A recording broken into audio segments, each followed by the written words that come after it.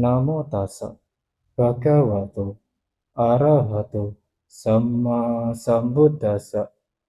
Namo tassa bhagavato arahato samma sambuddhassa. Namo tassa bhagavato arahato samma sambuddhassa. Kanghang dhammang wipahaya sukang bawita pandito oka anokamagama Wilkeyata Duramang.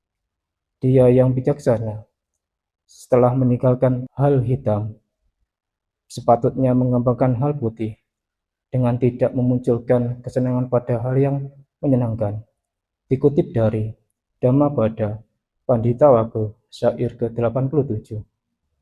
Yang luhur para samanera, yang terpuji para Taiselani, serta upasaka dan upasaka yang berbahagia. Selamat siang semuanya, terpujilah Sang Buddha, Namo Buddhaya.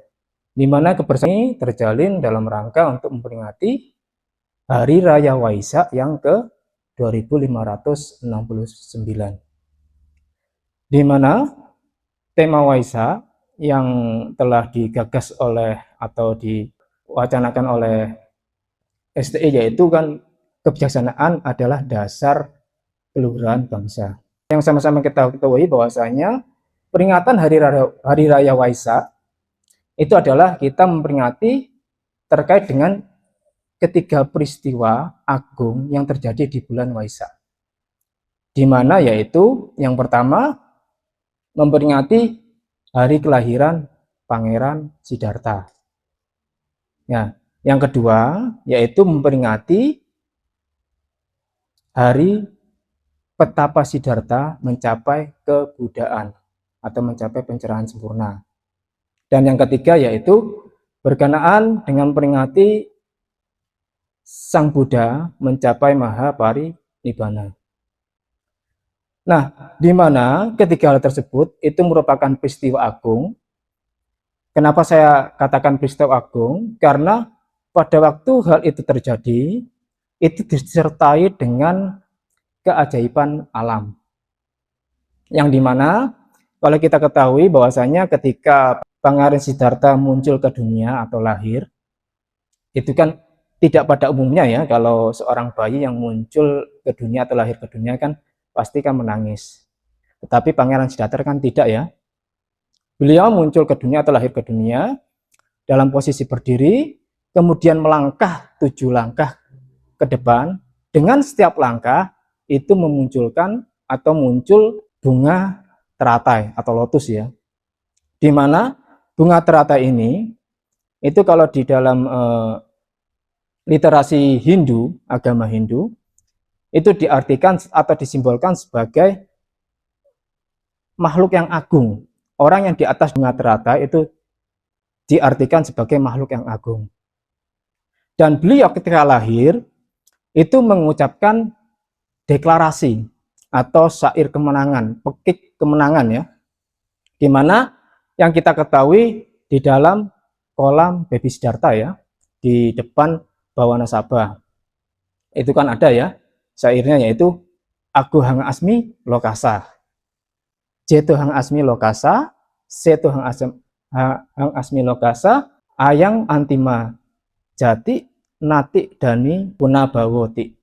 Nah, hal ini bisa diketahui juga di dalam Buddha Wangsa Atakata ya, di halaman 160. Kemudian yang berkenaan dengan peristiwa yang kedua, yaitu ketika Petapa Siddhartha mencapai kebuddhaan, menjadi Buddha Gautama, Buddha yang ke berapa? 29 kalau nggak salah ya. Nah, itu ketika beliau mencapai kebuddhaan, itu disertai dengan kejadian alam seperti bumi bergoncang. Kenapa hal itu bisa terjadi? Karena parami beliau yang beliau kumpulkan selama beliau lahir sebelum menjadi Pangeran Siddhartha itu sungguh sangat banyak. Di mana beliau mengumpulkan parami dalam waktu yaitu 4 asangkeya 100.000 kalpa ya. Nah, di mana kita tahu bahwasanya kan kalau Pangeran Siddhartha itu mencapai kebudaan itu disebut sebagai Sama Sambuddha, di mana kita tahu ada 3 jenis istilah Buddha ya, yaitu Sawaka Buddha, Paceka Buddha, dan Sama Sambuddha. Di mana kalau Sawaka Buddha itu kan murid Sang Buddha, seperti Biku Moggallana, Biku Sariputta itu kan termasuk Sawaka Buddha. Kemudian ada yang level lebih tinggi lagi yaitu Paceka Buddha. Paceka Buddha itu Buddha diam yang diartikan sebagai seperti itu biasanya.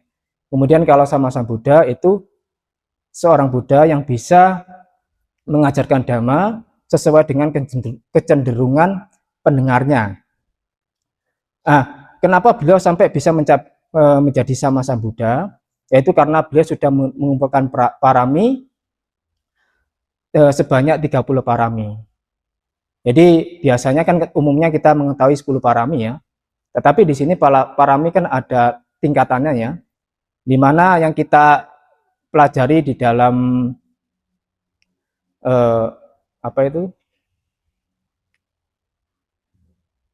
Sutta ya, Sutta yang pertama itu yang itu kan kita mempelajari tentang parami ya.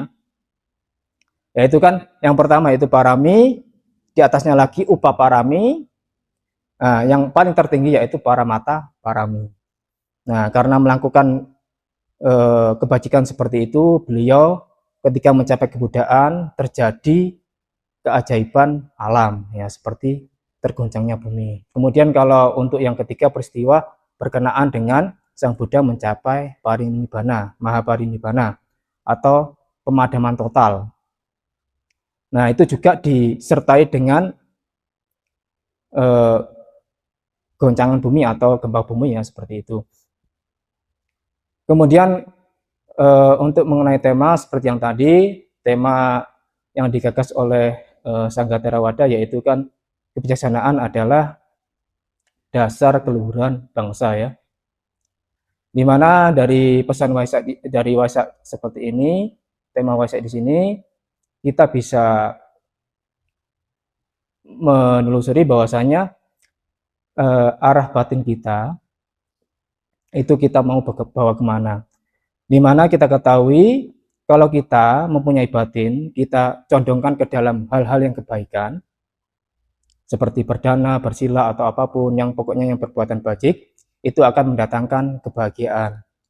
Nah, jikalau diarahkan ke hal-hal yang kurang baik, pasti akan mengalami penderitaannya seperti itu, berbuah pada penderitaan.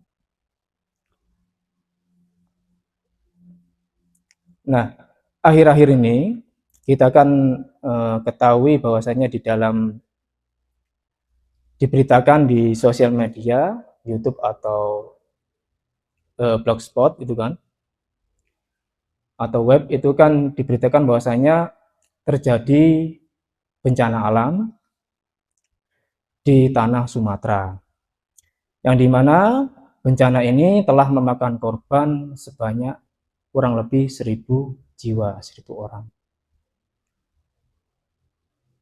Nah, kenapa kok begitu banyak? Karena bencana ini terjadi di 3 wilayah atau 3 provinsi, yaitu di Aceh, kemudian ada di Sumatera Barat, dan yang terakhir yaitu Sumatera Utara. Nah, bencana alam itu tidak terjadi secara tiba-tiba, tetapi ada sebabnya. Nah, kalau menurut seorang pengamat politik ya, kalau teman-teman tahu yaitu Rocky Gerung, itu kan berkata di dalam sosial media atau YouTube bahwasanya sesuatu yang terjadi di alam di Sumatera itu bukan merupakan bencana, tetapi musibah. Musibah adalah sesuatu yang dialami karena kecerobohan orangnya.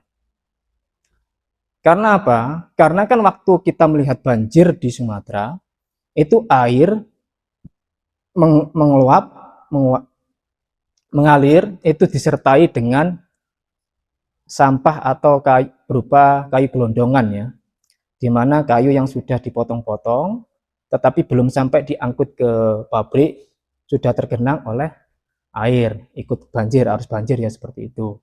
Ini kan hutan yang dialihfungsikan menjadi tambang, itu tidak direboisasi atau ditanam kembali pohon agar hutan tersebut tidak sampai mengalami suatu bencana, yaitu longsor atau banjir ya, seperti itu. Jadi kan terkait dengan regulasi atau aturan pemerintah itu kurang memperhatikan masalah alam semesta, dalam arti kan kita kan hidup di dunia ini ya kan, itu kan berhubungan dengan alam semesta. Jadi kalau kita bisa merawat alam semesta, maka kejadian-kejadian yang tidak diinginkan seperti bencana berupa banjir, tanah longsor itu tidak sampai terjadi. Nah, kemudian selain itu bisa juga terjadi karena buah karma kolektif ya, itu pada saat itu berbuah. Karena di dalam sosmed saya ketahui itu ada satu kejadian di Sumatera, itu seorang anak yatim piatu, itu kan mau tidur di masjid kan ya. Nah, ketika dia tidur di masjid, kan dia kan nggak tahu kalau aturannya kan nggak boleh tidur di masjid ya. Nah, itu bukannya ditegur sama pengurus masjid, tapi langsung dimasa atau dipukuli hingga anak tersebut meninggal.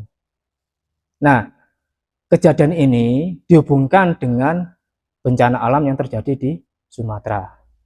Jadi banyak hal yang menyebabkan tanah Sumatera mengalami bencana berupa banjir dan tanah longsor. Ajaran Sang Buddha itu bisa kita pelajari, yaitu dengan ajaran intinya, yaitu kan Sang Buddha kan secara sederhana mengajarkan semua para Buddha ya, itu kan untuk tidak berbuat jahat, mengembangkan kebaikan atau berbuat baik, sucikan hati dan pikiran. Itulah ajaran para Sang Buddha. Nah, dengan mempraktekkan ajaran Sang Buddha, bahwasanya kita pasti akan memperoleh kebahagiaan atau kemudahan-kemudahan dalam hidup, karena di sini pondasinya kalau ajaran Sang Buddha kan menggunakan ehipasiko ya, datang dan buktikan.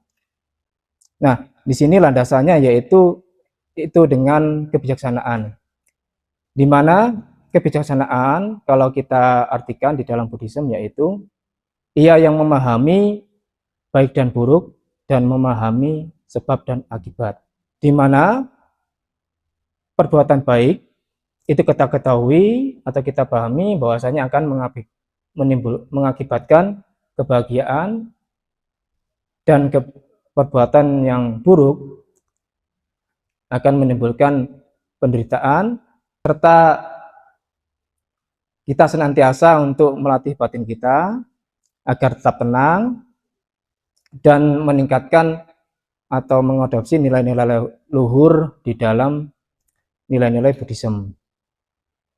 Nah, itu bisa kita terapkan itu dalam Jalan Mulia berunsur 8, di mana Jalan Mulia berunsur 8 itu bisa disederhanakan menjadi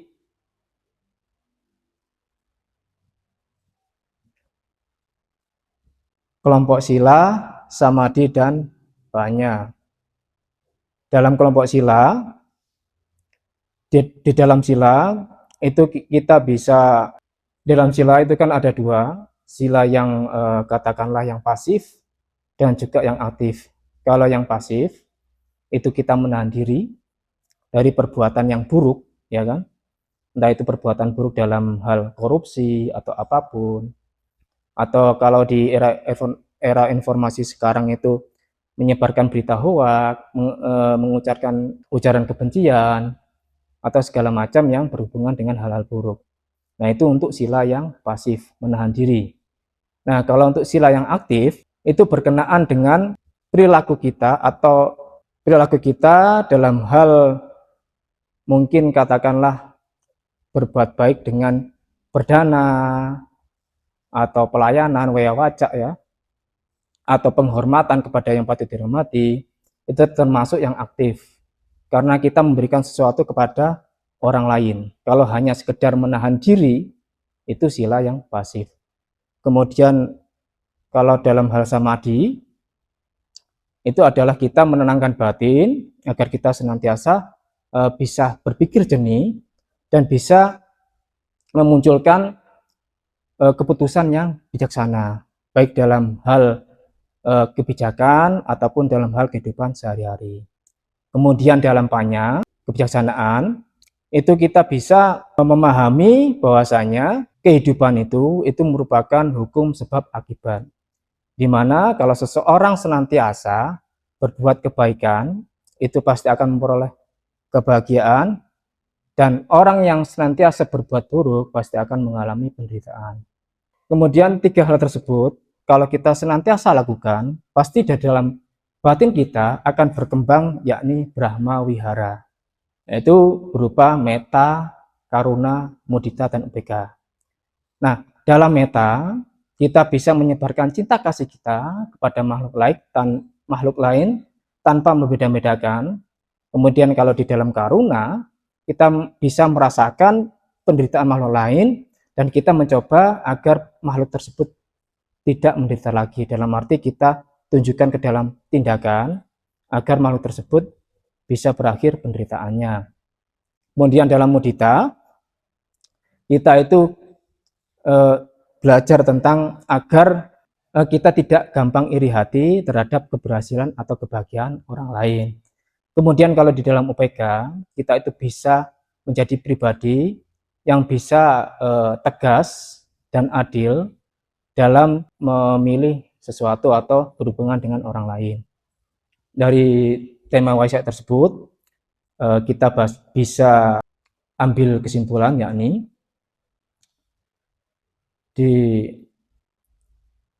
dengan kita berlandaskan pada kebijaksanaan, kita pasti akan bisa membangun kehidupan kita ke arah yang lebih baik.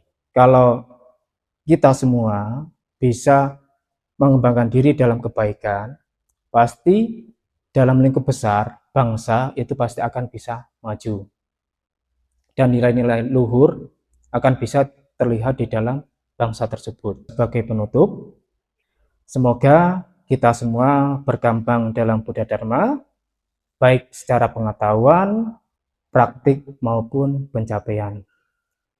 Sabbe sata bhavantu sukhi tata, semoga semua makhluk berbahagia.